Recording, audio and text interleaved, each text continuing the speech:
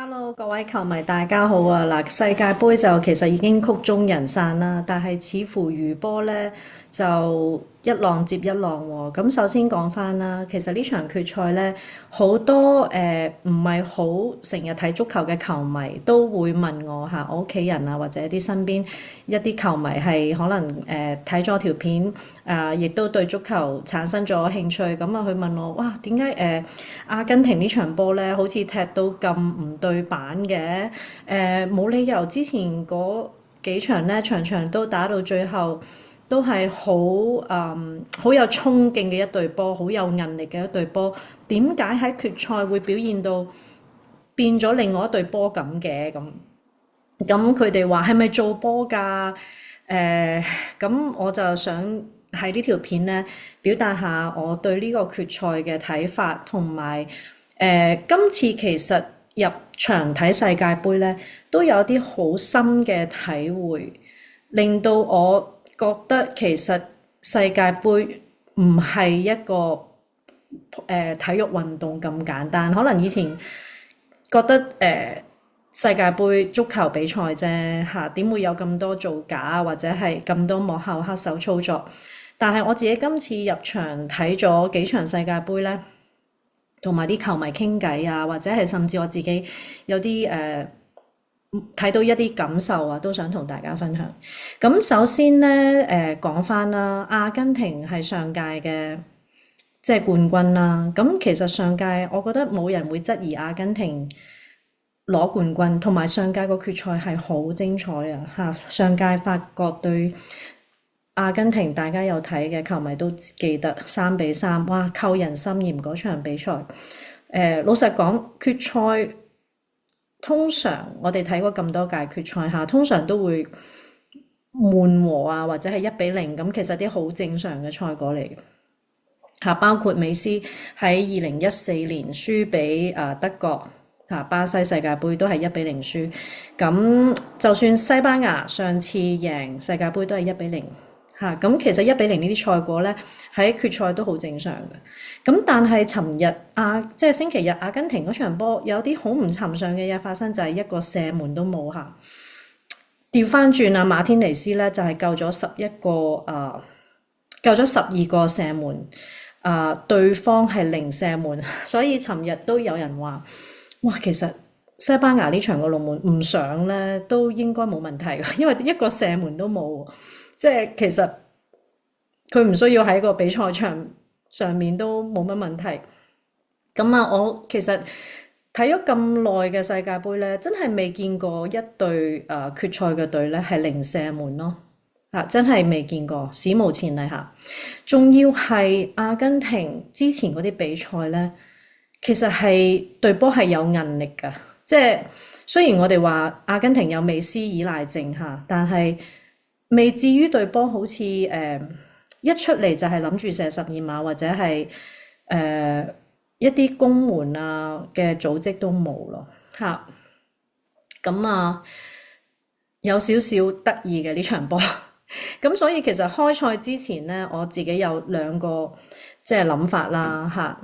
第一就係如果美斯可以2次贏世界盃咧，其實呢個結果咧對美斯嚟講都好圓滿嘅。另外一個結果就係西班牙贏，而阿根廷係正常嘅情況發揮之下，俾西班牙贏波。呢個結果都係合理嘅，因為太多人覺得阿根廷今次係做波做到入決賽啦。咁其實兩個結果都有可能嘅，但係呢，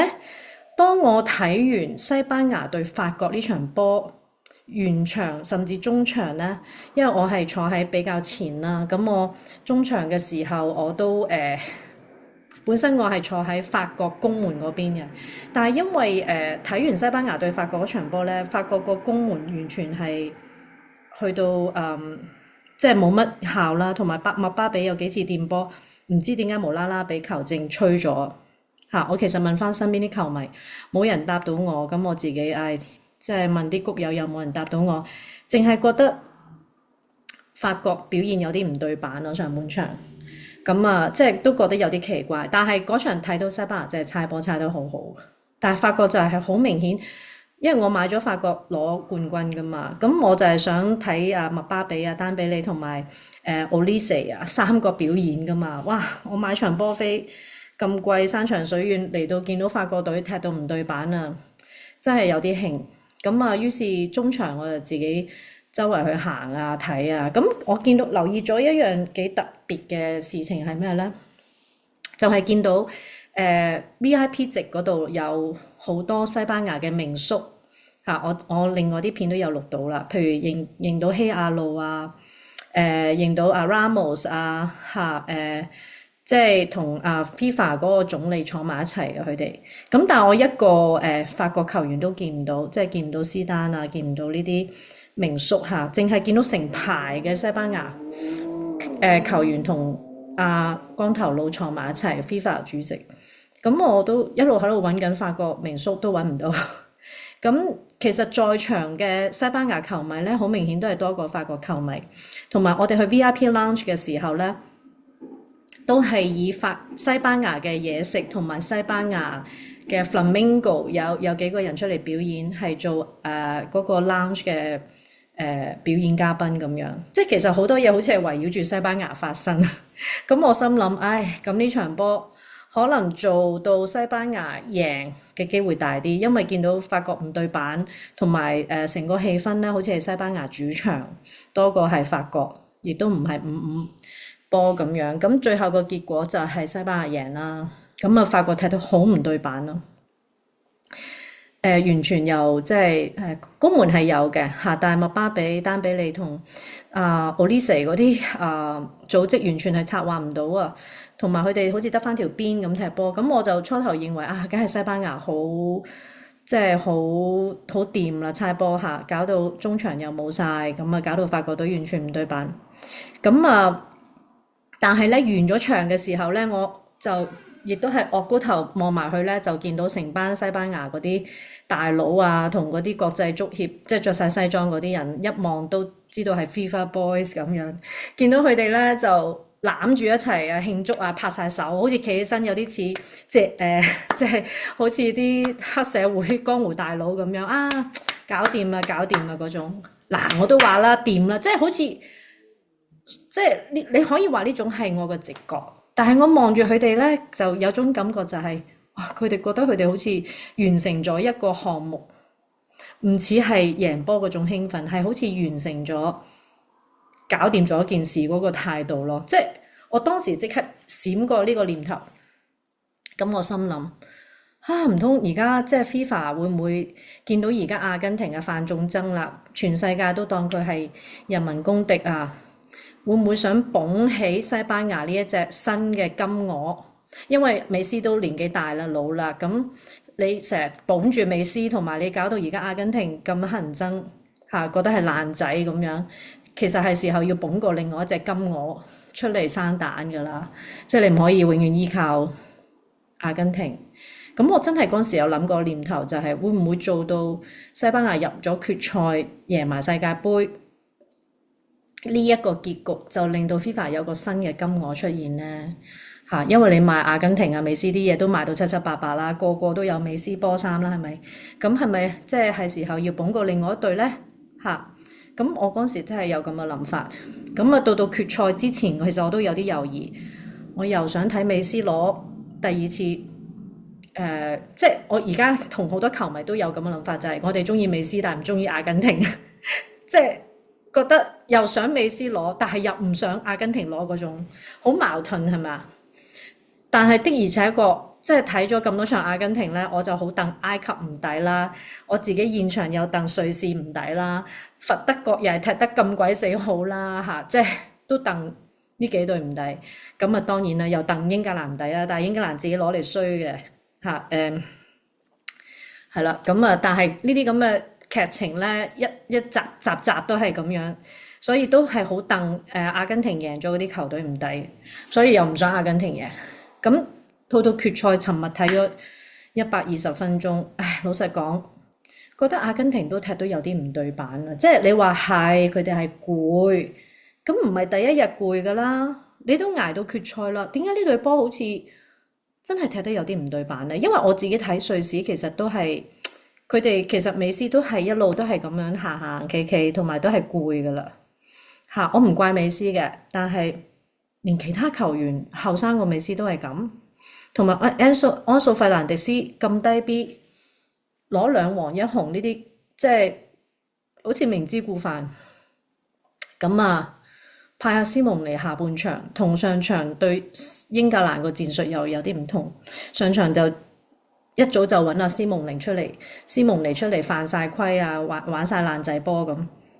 呢場係下半場先至調個斯蒙尼出嚟，斯蒙尼就唔係出嚟踢波，咪出嚟打人啊，同埋拉衫噶嘛。咁你最後有一球喺龍門前面射波嗰個係斯蒙尼啊！我心諗斯蒙尼其實識唔識射波嘅咧？係啊，即係都我諗佢老豆啲波應該好過佢嘅，即係感覺上佢都係出嚟似係犯規多過射波咯。咁啊，真係感覺有啲唔對版，跟住再同今日有咗唔係好睇世界盃嘅球迷都咁同我講：喂，點解尋日阿根廷踢成咁㗎？咁我都再諗翻成個劇本，就係連尋日頒嗰啲咩金球獎啊嗰啲咧，都係頒晒俾西班牙球員，好似完全當阿根廷。即係老實講，我覺得美斯都值得攞金球獎，即係嗰個最佳表現獎。雖然佢冇攞到世界盃冠軍，但係都係以佢一己之力帶成隊阿根廷入嚟決賽㗎嘛。咁啊，反而西班牙嗰個球員攞，我覺得有啲拗晒頭，佢做咗啲咩係會比美斯更加優勝呢？咁所以我覺得成個陰謀論呢，我而家個總結就係，其實足球比賽唔係我哋大家諗一種普通嘅運動體育咁簡單咯。裡面可能包含咗好多商業嘅活動啊、賭波啊，或者係長遠嘅經濟利益啊、長遠嘅贊助商同埋嗰個即係長遠嗰個 FIFA 即係對於成個國際嘅品牌銷售啊，係完全係掛上呢個關係。咁既然而家美斯都係一個美職聯嘅職業球員，咁佢亦都好相信佢會退出阿根廷隊㗎啦。咁阿根廷真係保送咗佢入去決賽之後，個形象就一落千丈啦。咁啊，佢喺場上都做一啲好愚蠢嘅打交行為啊，或者係宣泄主權嗰啲咩福克蘭群島係屬於阿根廷呢啲好愚蠢嗰啲行為咧，全部都係犯眾憎喎。咁好似即係 FIFA 係咪真係令到佢輸波之後跌落神壇，捧西班牙做新寵兒，就唾棄阿根廷，就成為呢個街下即係過街老鼠咧，俾人罵咧？感覺上呢個劇本真係有少少離奇。即係我而家唔係話做一個判斷，而係我即係自己綜合睇咗咁多嘢，同埋諗翻嗰個 FIFA Boy 同埋嗰啲西班牙球員嗰種傲氣，贏完嗰場波之後嗰種好似完成任務拍手嗰種，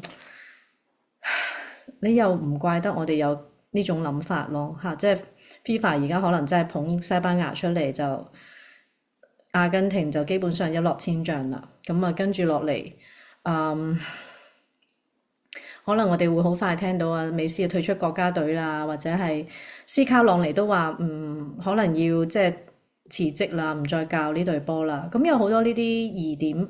都會令人懷疑啊。同埋阿根廷嗰個足協又被調查啦嚇。咁啊，其實佢福克蘭群島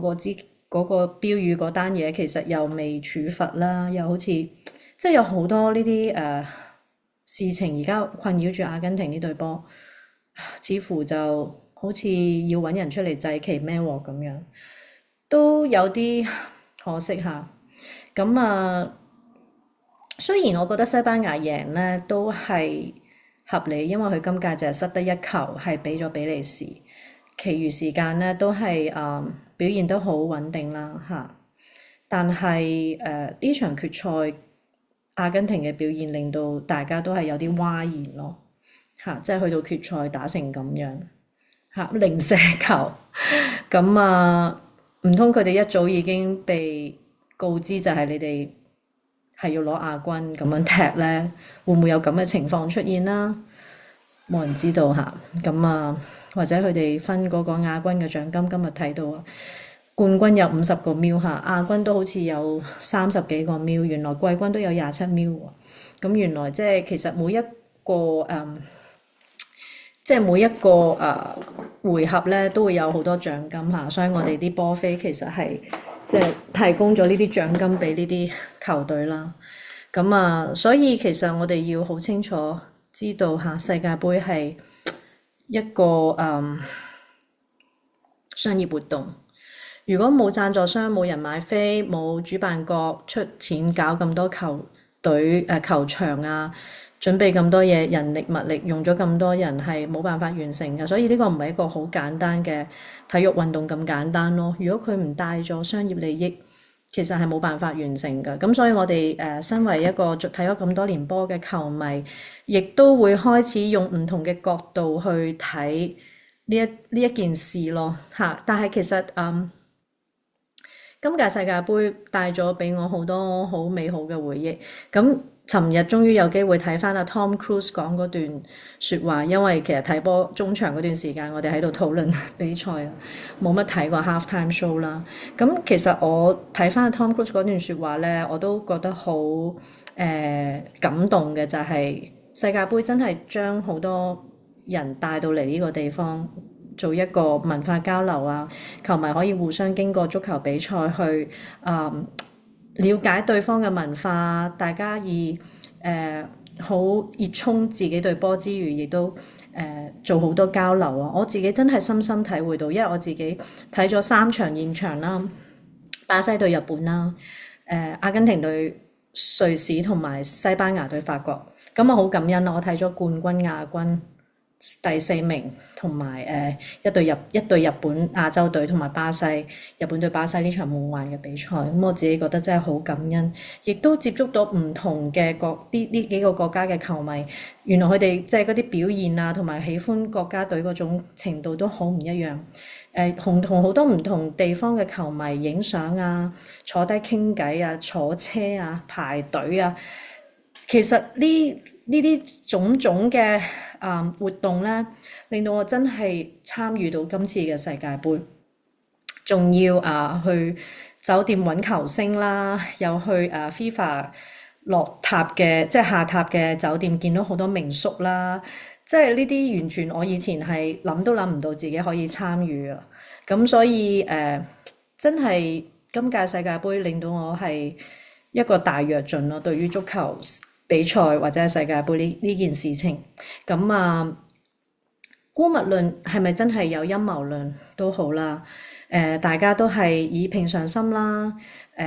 都係感激即係呢啲球員都係用咗好多努力係付出，俾啲咁精彩嘅賽事俾我哋睇咁當然其實之後仲有好多花生